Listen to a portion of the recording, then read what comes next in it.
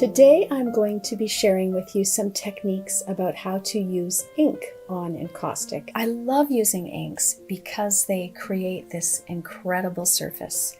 Sometimes the ink will crack, sometimes it turns into a cell-like structure, sometimes it's kind of lacy, sometimes it will move around.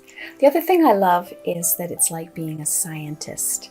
You're working with a variety of colors and materials on the surface of the wax, and it responds in all kinds of different ways depending on how much you heat it, how cool it is, how much pigment you have on there. So it's always a great surprise, and I know that you're going to really enjoy playing with it with me.